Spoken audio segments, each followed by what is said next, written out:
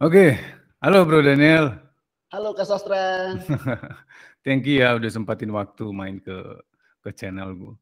Jadi sebenarnya kemarin itu kan aku penasaran juga waktu Bro Daniel itu japri di Instagram ya. Wah ini dari Papua aku kepengen ngobrol nih sama teman-teman di Papua seperti apa sih di sana gitu kan.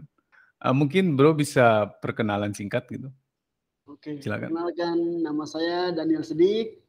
Saya asal dari Papua. Saya tinggal di Sorong, Provinsi Papua Barat.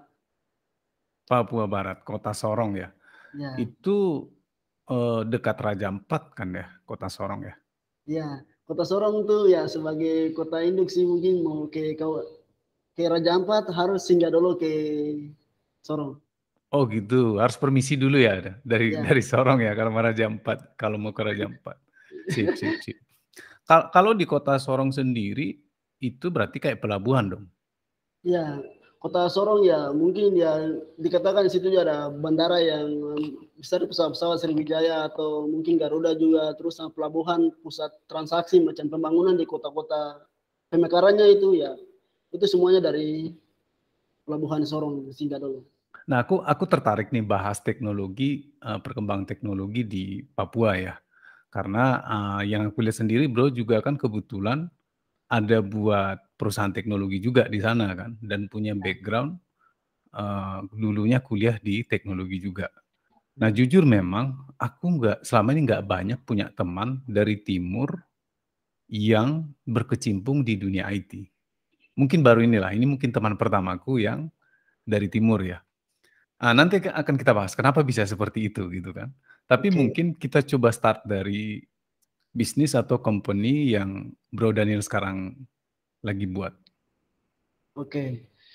Nah, saya sekarang ini bergerak ya, saya rintis perusahaan ya, bergerak di digital agensi namanya PT Kaswari Solusi Teknologi.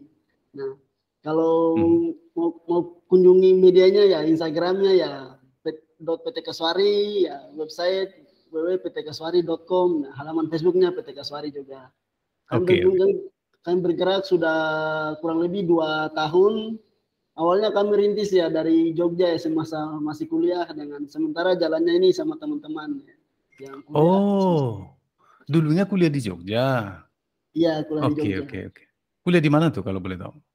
Nah, saya kuliah di Institut Sains dan Teknologi APRI Yogyakarta. Angkatan 2016, lulus 2020 sudah jadi alumni. Wow, ini baru tamat, kan masih beberapa tahun, baru tamat, pulang ke kampung, terus buat perusahaan agensi ya, perusahaan Ya, digital kan? Wah, keren sekali. Jadi itu digital agency yang produknya seperti kalau orang mau buat website, aplikasi, kira-kira begitu ya. ya. Sejauh ini udah ada berapa perusahaan yang kalian tangani? Ya, sekarang ini kami udah kerjakan ya berbagai macam mungkin aplikasi yaitu terus sama mungkin kami garap juga macam manajemen konten, digital marketing dan lainnya itu perkiraan sekitar mau dekat 20-an lah portofolio kami. Emang di Papua ada marketnya yang begitu-begituan? Iya, tujuan utama di PT Kaswari karena harus kembali bangun rumah sendiri. Kalau kita yang anak asli daerah kembali ke sana kita mau bikin ciptaan teknologi atau karya inovasi, kita pasti tahu masyarakatnya maka begini. Kalau teman-teman yang dari luar sana mereka tidak tahu kondisinya sini. Gitu. Wah, keren sekali itu. Anak daerah bangun rumah sendiri ya kan. Berarti Iya, biasanya orang luar yang bangunin rumah kalian gitu ya. iya. Itu faktanya ya. Berarti pasarnya ada, sekarang SDM-nya gimana? Kalian cara programmer itu gimana? Nah, jujur saja yang bangun PT Kaswari yang sekarang programmer terus dan tim-tim saya yang kami ini ada 8 orang itu.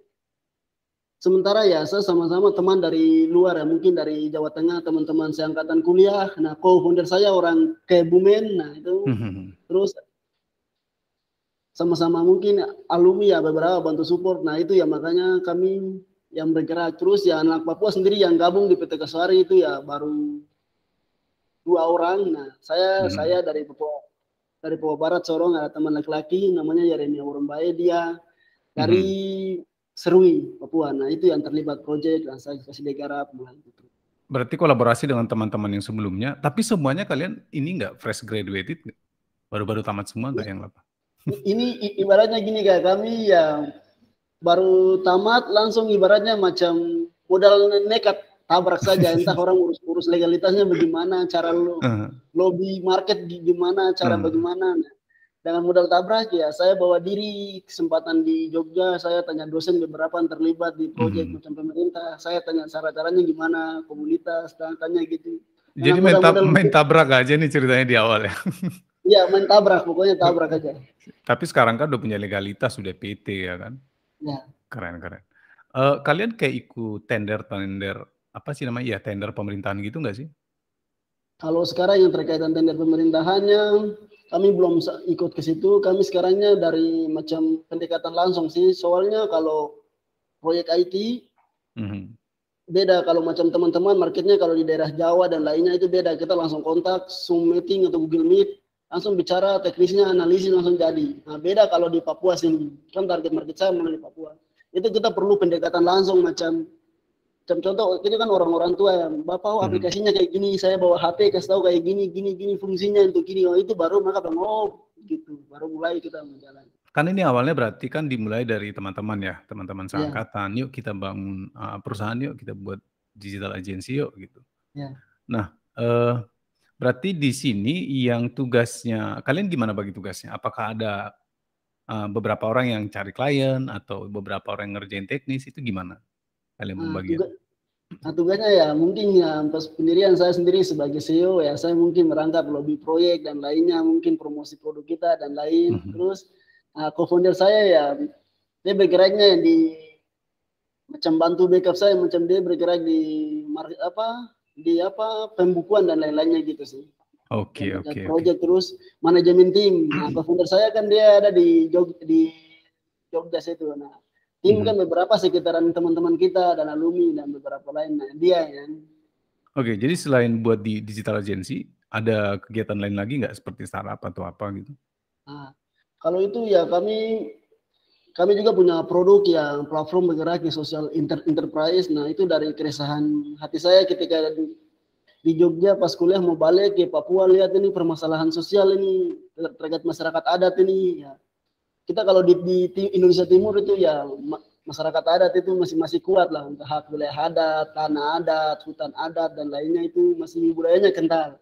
Terus ini ya sering tidak terjadi kesimpangan begitu ya, macam investor yang datang dengan perusahaan sawit, tebang hutan, mungkin ya proses masyarakat adat mereka mau suarakan tapi ya dihadapkan dengan senjata dan lainnya, mereka mau akses ke media tapi media-media besar itu sering macam mereka saring gitu sih, tidak langsung dari suara dari bawah. Sebentar, aku coba memahami. Berarti kalian buat ada satu startup namanya Anak Adat ya? Noken Adat. Noken Adat. Yang mencoba menyelesaikan masalah masyarakat adat. Masyarakat adat ini apa problem yang mereka hadapi? Problem yang mereka hadapi itu ya sering macam konflik agraria, terus macam mereka mau promosi tentang potensi wilayah adatnya itu ada apa saja dalam situ. Jadi fokus terus pendampingan UMKM. Jadi UMKM sini kan pendampingan dalam platform itu. Jadi pokoknya segala hal yang berkaitan sama masyarakat adat gitu sih. Produk lokal dari kearifan daerah tersebut. Terus itu nanti macam perwakilan macam kepala suku atau di daerah adat kan masih ada berbagai kepala suku. Papua 225 suku. Mungkin kita coba ambil satu case yang spesifik gitu. Case-case apa biasanya yang terjadi, entah itu mungkin masalah tanah atau apa gitu. Coba kita ambil satu, mungkin biar kita juga sama-sama dapat konteksnya kan. Yang sekarang yang terjadi sering bincangnya ini masalah konflik antara lahan sih, macam pertanahan, macam kelapa sawit yang masuk, mereka dengan modal mereka yang kuat, mereka masuk ya hutan adat digusur itu saja.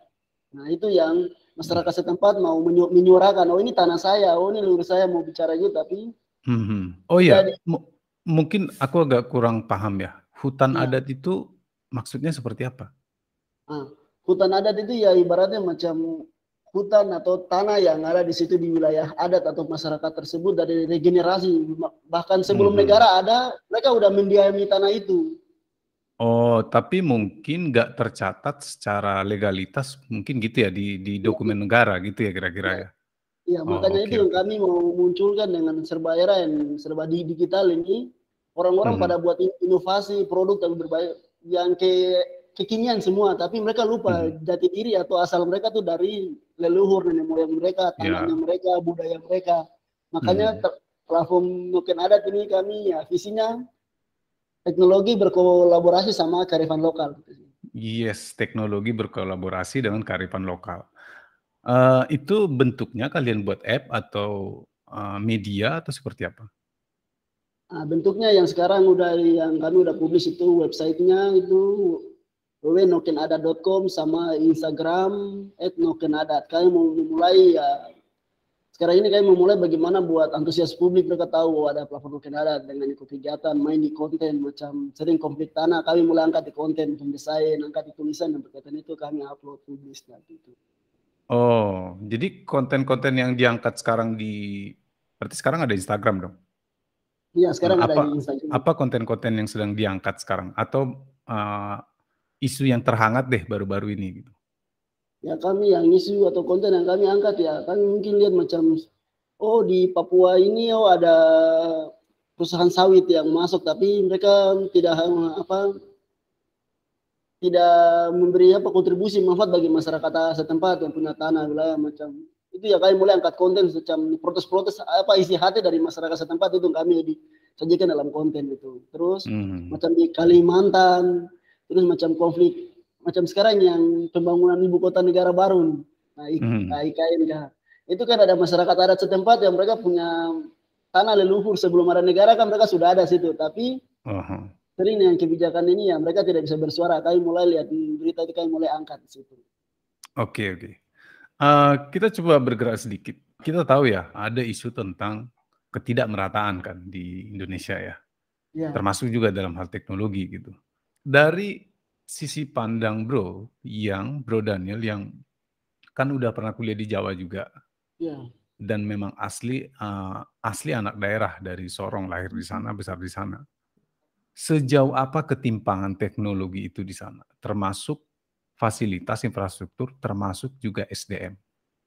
ya. Kalau mau jujur, ibaratnya macam di daerah Indonesia Barat itu udah nilainya udah 10, Papua ini masih 4. Jadi tidak Oh begitu dikatakan ya? 5. Karena ya mau mau ibaratnya macam kualitas pendidikannya saja sudah tidak mungkin di Jawa mungkin sudah 5 tahun atau 10 tahun ini baru dia baru memulai 1 tahun gitu. Jadi sudah kualitas pendidikannya, terus kampus itu berkaitan kampus juga fasilitas macam ruang-ruang kreatif atau aktivitas UMKM ada beberapa yang terkait sama profesi atau apa yang gini Mhm. kerja yang baru itu macam kurang aktif gitu. Mereka semua lebih ke daerah ya, ke kegiatan yang senang-senang macam lomba basket, macam main bola, Oh. macam gitu Oh sih. lebih ke sana ya. Ke sana. Tapi, okelah ada ketidakmerataan, kita kan nggak bisa pungkiri itu ya. Ya, Tapi kalau yang Bro Daniel lihat selama mungkin 5 6 tahun terakhir, kira-kira perkembangannya gimana? kalau Meningkatkah atau begitu-begitu aja? kalau dikatakan ya dengan perkembangan kayaknya masih begitu-begitu saja. Gitu-gitu aja ya? Ya, Oke oke.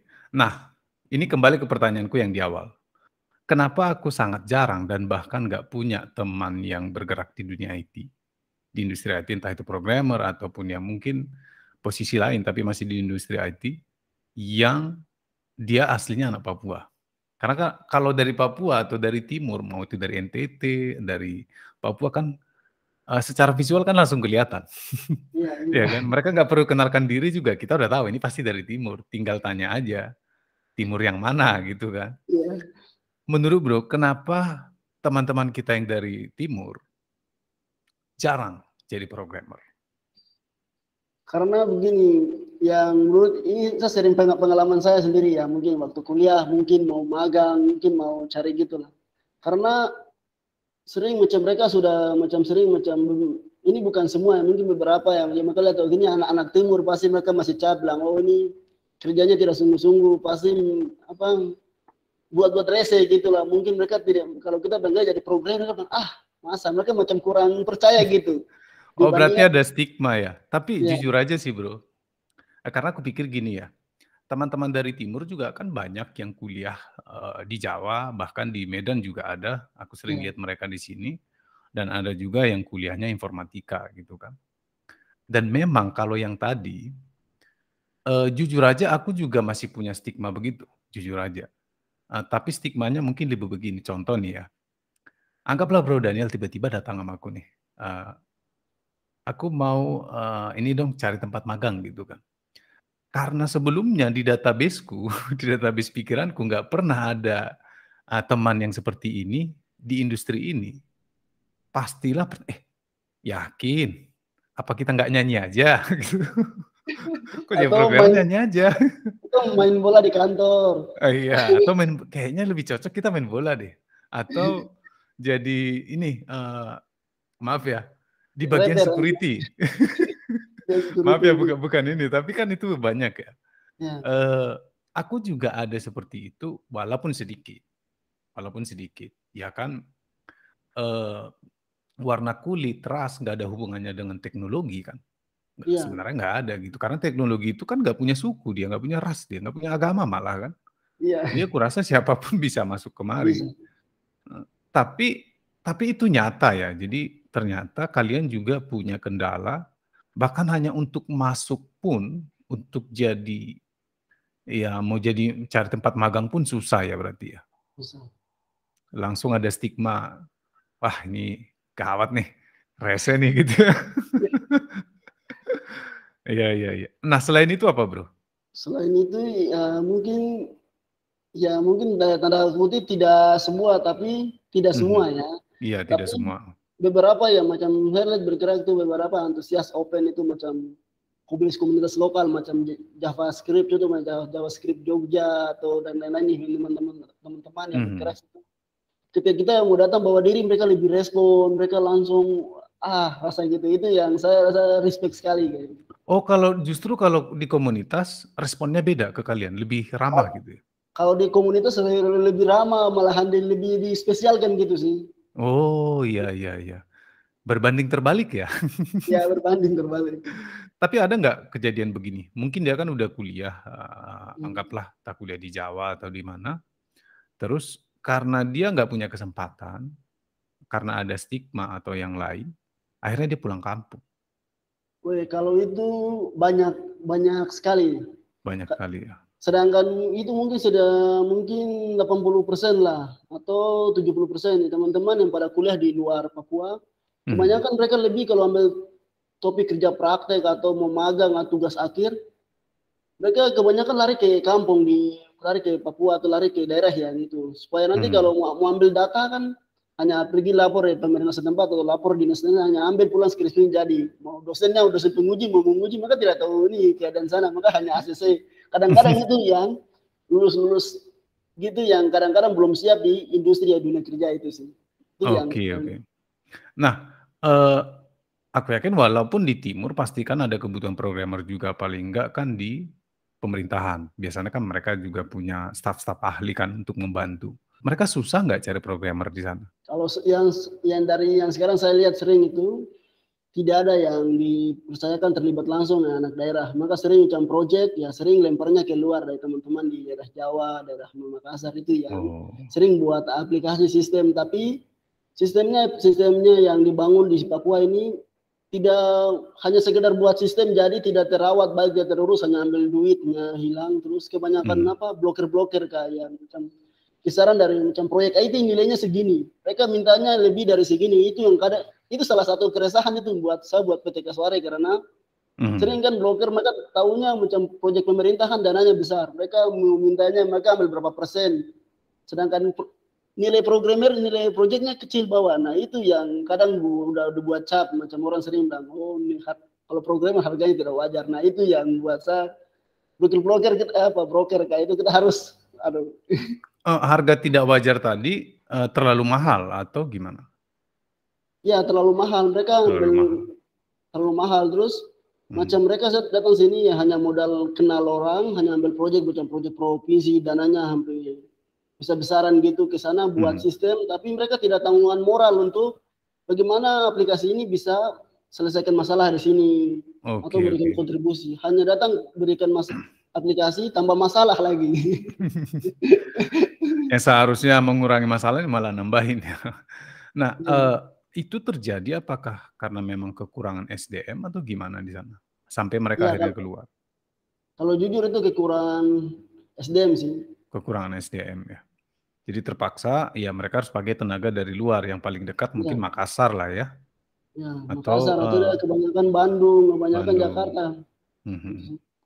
Ya memang semua punya, semua daerah itu memang ada beberapa yang kuat di satu bidang, ada yang memang kurang di satu bidang. Akhirnya dia harus ya kayak tadi impor pemain dulu dari dari ini kan luar kota gitu.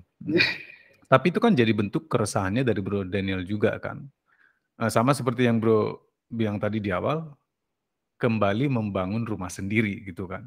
Bukan yang dari luar membangun rumah kita terus-terusan gitu. Bukan berarti nggak bagus, ya bagus juga, tapi kapan? Kita kapan gitu kira-kira ya. Kapan kita mau mandiri, kita anak asli daerah bisa dipercayakan. Iya, iya. Jadi Bro mungkin lihat kan videoku yang kemarin. Ya gara-gara itu sih kita ketemu ya kan, kenalan ya. Yang Indonesia ada role programmer. Jadi di situ kan aku coba mention, darurat iya, tapi dengan definisi yang berbeda-beda ya. Kalau kita lihat sekarang Papua, definisinya jadi beda lagi nih. Darurat ya memang darurat, tapi akan beda definisi di Papua, khususnya Sorong, dengan yang di Medan sekarang.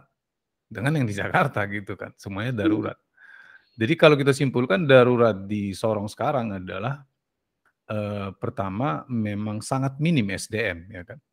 Ya Sorong ibaratnya Sorong Papua, mungkin ibaratnya Papua semua sih sangat minim, tapi ada teman-teman kita beberapa yang ketika saya balik udah saling kontak cari anak Papua yang beberapa bergerak industri IT, kami udah mulai kontak, rupanya ada anak Papua yang program, mereka sering cerita juga mereka tidak diakui, tidak dikenal di luar gitu.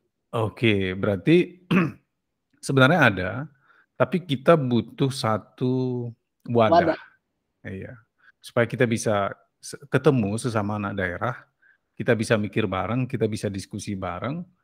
Ya mungkin seperti tujuan di awal tadi, karena sebenarnya tujuannya sederhana. Yuk kita bangun rumah kita sendiri gitu kan. Benar. Sesederhana itu sebenarnya gitu. Bukan berarti kita nggak suka orang luar datang, boleh, tapi kita kolaborasi dong. Gitu. Kolaborasi ya, jangan orang luar semua. Ibaratnya kalau luar semua mereka bikin sistem atau bikin pembangunan, mereka tidak mengerti macam masyarakat setempat tuh gaya hidup mereka atau cara penggunaan teknologinya gimana, edukasinya gimana. Nah itu yang perlu kolaborasi karena supaya yang orang tempat kan kita bisa mengerti kita buat aplikasi begini tapi masyarakat setempat ini mereka belum sampai ke situ, mereka sampainya gini-gini gitu.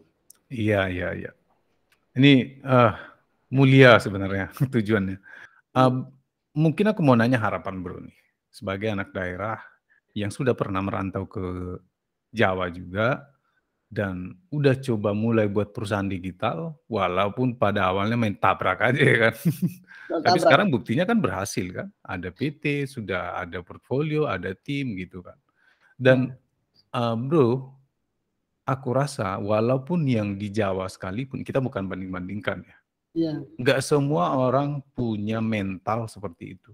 Fresh graduated, berani mengambil risiko kayak gitu nggak semua orang gitu. Kecuali dia ada privilege. Kalau tadi Bro itu anak sultan, aku nggak heran.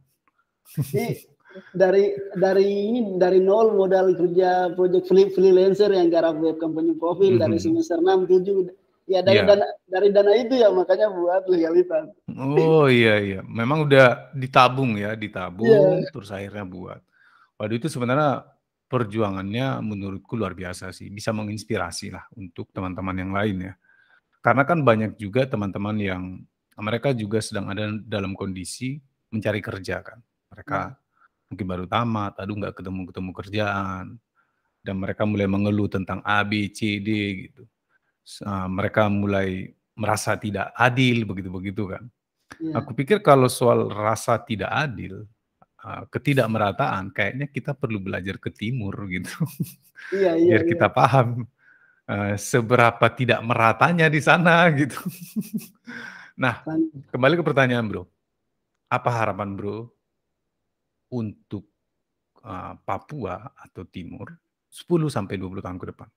Mungkin ya harapan saya mungkin ya sekarang ini ibaratnya kita mungkin dari timur atau anak Papua mungkin ibaratnya di era di macam teknologi ini dipandang sebelah mata gitu ya. Iya. Mungkin harapan saya dengannya mungkin 5 atau 10 tahun mungkin kiranya ada anak Papua yang bisa pengaruh di industri IT, mungkin mewakili Indonesia, mungkin ada yang bisa Iya. kerja di Facebook atau tidak Google. Atau Google ya jangan jauh-jauh mungkin Google Indonesia, Facebook Indonesia atau Bukalapak atau Tokopedia. Nah, itu yang sebagai supaya gimana ya? Kiranya ada yang kalau sudah kerja ya, mungkin kita ini wah sudah lega sudah. Kiranya udah nanti mau bicara anak Papua itu ya sudah ada gitu.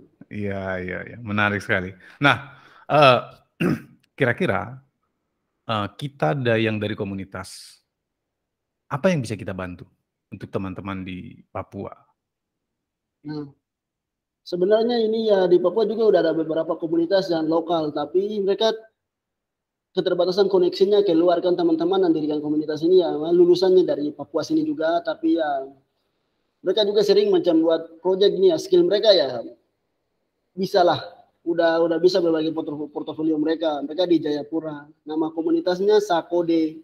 Di dalamnya udah ada 88 orang.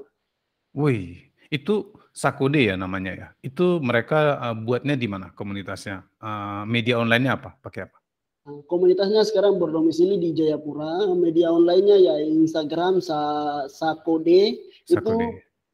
kalau Sakode itu singkatan dari bahasa Papua. Kalau saya itu saya, berarti saya kode gitu. Oh gitu. Kenalin dong sama leadernya nanti. Kita Ya, ngobrol-ngobrol, siapa tahu ada bisa kegiatan atau mungkin sharing-sharing begini kita bisa buat dalam siap. ke depannya kan. Ya, Tapi ini Bro, sebenarnya justru aku sangat banyak terinspirasi justru dari kisah-kisah yang tadi ya. Karena itu tadi, pertama memang market ini kan masuk ke sini juga sulit sebenarnya. Kita sebagai programmer juga nggak gampang. Ditambah lagi dengan kondisi ya seperti stigma tadi gitu. ya, Kita mau masuk ke sini udah dapat stigma dulu gitu dan segala macam segala macam. Tapi aku sangat mendukung ya visi Bro 10 tahun 20 tahun ke depan. Visinya sebenarnya sederhana ya. ya, Ya kita lebih baik, kita nggak mau lagi terus-terusan dibanguni rumah sendiri, tapi kita mau bangun rumah sendiri dan kita mau nunjukin ke dunia malah bahwa anak Papua juga bisa gitu. ya, Ya mungkin salah satunya mungkin terpikir sekarang ada yang bekerja di Google, ada di apa gitu-gitu kan. ya, Tentang contoh itu nanti mungkin seiring dengan berkembangnya waktu bisa berubah. Tapi menurutku visi itu kayaknya nggak akan berubah. Itu visi yang bagus. ya, Keren sekali Bro. Bro dari anak Papua, anak Timur. ya. Anggaplah kita dari Jawa dan Sumatera.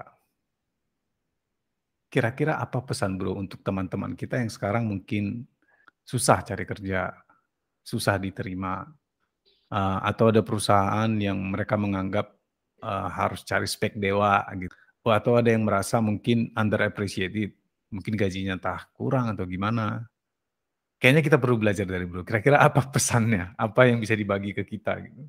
Ya, kalau mungkin dari saya sih, mungkin ya yang paling pertama, kalau terkait dengan tadi macam dengan pekerjaan atau kehidupan ke depan, ya mungkin yang pertama mungkin ya berdoa itu paling penting ya, paling penting mungkin yang berdoa. Setelah berdoa mungkin tanya ke orang tua kita, dan Bapak saya mau berkarir di sini, ya mungkin ayah dan ibu kita, kalau mereka sudah setuju, yang lainnya ya nggak usah itu hanya kabar angin saya ya mau kerja di mana gaji berapa ya kan orang tua kita sudah setuju.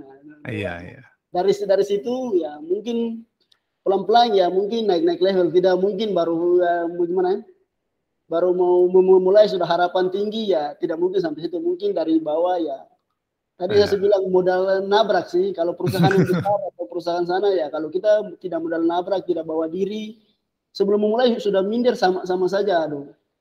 Gitu. Iya, sederhana ya ini ya, tapi cukup dalam. Berarti minta restu dulu sama yang di atas, Ya, kemudian restu sama orang tua. orang tua. Sisanya hajar.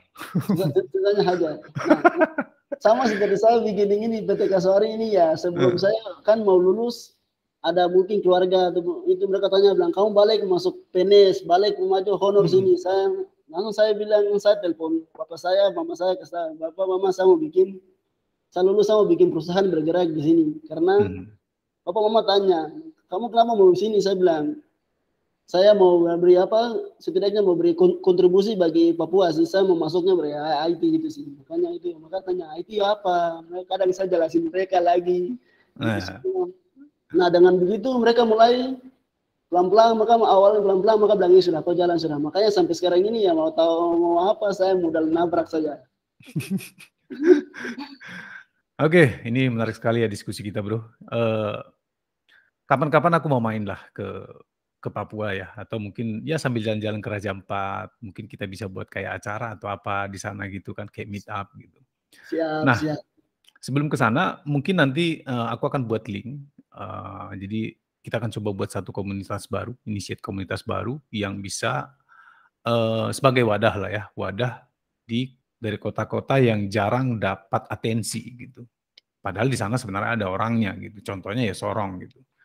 Jadi ini sekalian info juga buat teman-teman yang mungkin, sekarang, domisilinya ada di timur, tadi itu di Papua, NTT, ataupun asli anak daerah situ dan punya keresahan yang sama seperti Bro Daniel, punya visi yang sama, kita coba mau buat wadah gitu ya, supaya kita bisa nanti diskusi di sana sesama anak daerah, kita bisa belajar bersama di sana. Siapa tahu ada ide-ide baru, ada hal yang bisa kita kembangkan daripada hanya kita mengeluh dan protes yang kadang-kadang juga sebenarnya nggak ada solusi gitu. Gimana kalau kita duduk bareng, cari solusi bareng gitu kan. Sepakat. Nah, oke Bro, aku rasa cukup untuk ngobrol-ngobrol kita kali ini, menarik sebenarnya, aku sebenarnya pengen panjang lagi mau ditanya, tapi ini takutnya bisa kebablasan ke mana-mana. Tapi suatu saat aku akan main ke Sorong. Siap, siap, amin. Datang Oke. Kak Sastra datang supaya memotivasikan yang lain. Bukannya saya Daniel, tapi mungkin Daniel dari NTT atau Daniel dari Kalimantan kan, atau dari Ambon gitu sih. Siap, siap, siap. Oke Bro, kita tutup, sesi ngobrol-ngobrolnya. Thank you. Oke.